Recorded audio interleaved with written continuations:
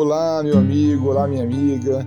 Aqui é o Saulo Monteiro. Está começando mais um episódio do nosso Café com o Espiritismo. Eu quero te perguntar nessa manhã, nessa tarde ou noite, como você está? Eu desejo por aqui que esteja muito bem, viu? Mas olha, se não estiver, calma. Faz parte do ciclo, não fica mal por não estar bem. Gente querida, com alegria damos mais um passo semanal na busca pelo entendimento do Espiritismo. Como vocês devem estar sabendo, tenho tentado apresentar aqui alguns temas que se originam nos livros de Allan Kardec, mas que nem sempre foram devidamente aprofundados pelos intérpretes espíritas brasileiros.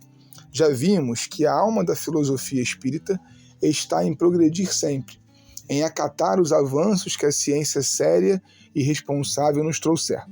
Ela não para, e por isso nos acomodar diante de certas informações prévias ou teorias especulativas pode dar a equivocada impressão de que encontramos a verdade mesmo estando longe dela.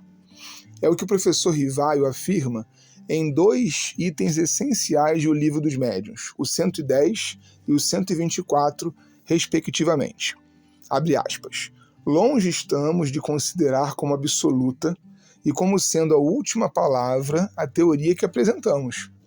Novos estudos, sem dúvida, a completarão ou retificarão mais tarde. Repara Kardec dizendo que a doutrina espírita será completada ou retificada mais tarde.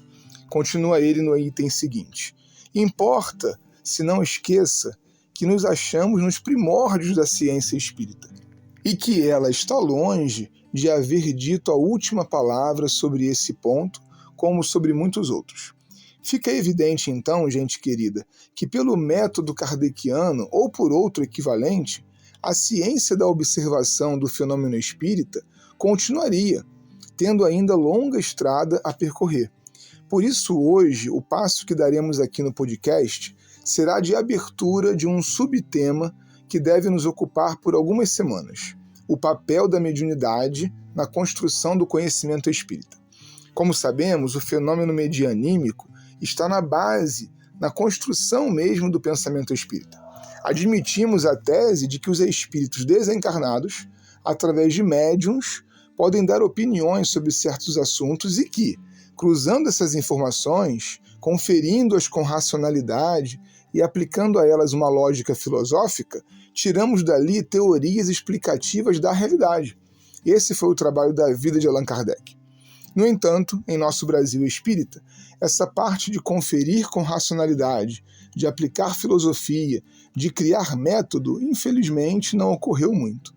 Preferimos uma veia quase que exclusivamente religiosa de interpretação do espiritismo, e isso nos levou, na melhor das hipóteses, à permanência na superfície dos temas, e na pior das hipóteses, à criação de dogmas e autoridades simbólicas.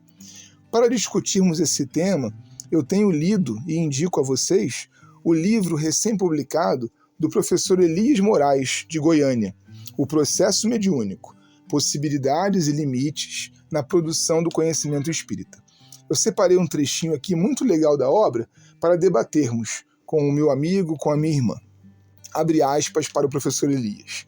Depois de Kardec, muito se estudou a respeito da fenomenologia mediúnica na Europa.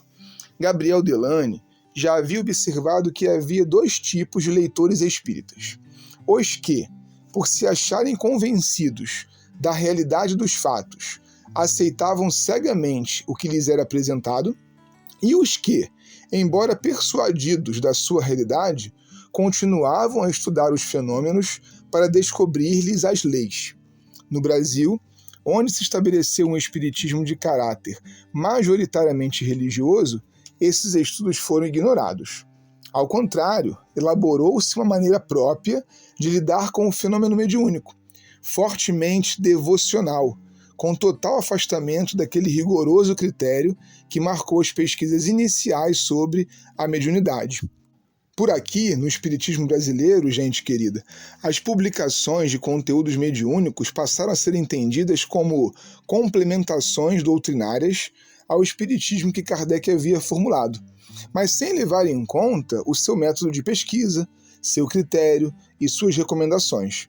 Reparemos que a opinião de um espírito, por um médium ou por uma médium, seja quem fosse o espírito ou médium, sempre foi tratado por Kardec somente como isso, uma opinião. Obter comunicações dos espíritos e aceitá-las como verdade, sem questionar, comparar, analisar, não é, portanto, do modo de operar espírita. Alguma coisa é preciso fazer para recuperarmos ou reconstruirmos uma perspectiva que seja acolhedora, mas racional, respeitosa, mas metodológica. Do contrário, o joio passa como trigo, e acabamos por receber e repassar opiniões como se fossem verdades. Nas próximas semanas, entraremos em detalhes relativamente a esse tópico, aprofundando o tema e estudando também alguns casos. Um forte abraço e até o próximo Café com o Espiritismo.